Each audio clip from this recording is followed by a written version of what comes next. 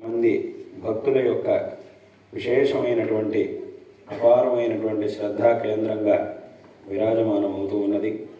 శ్రీ వెంకటేశ్వర స్వామిని ఎన్నో కోట్ల మంది ప్రతిరోజు తమ ఇంటి దేవుడిగా ఇలవేల్పుగా విశేషంగా ఆరాధించడం, అదేవిధంగా ఎంతోమంది తమ పేర్లకి ముందు వెంకట అనేటటువంటి పేరుతో ప్రారంభిస్తాం. ఆ తర్వాత మిగతా పేర్లన్నీ కూడా కలుపుకుంటూ ఉంటాం. మనం ఎప్పుడు మన పిల్లలకి పేర్లు పెట్టినా కూడా దాంట్లో వెంకటేశ్వర స్వామి పేరు ఒక భాగం ఉండాలి, ఆ వెంకట అనేటటువంటి పదం ఉండాలి అనేటటువంటి ఆ భావనతో మనం పేరుని పెట్టేటప్పుడు కూడా మొట్టమొదట వెంకట అని పెట్టి ఆ తర్వాత ఇంకా దానికి వేరే పేర్లను కూడా కలిపి నామకరణం చేయడం అనేది కూడా పరంపరగా వచ్చి ఉన్నది.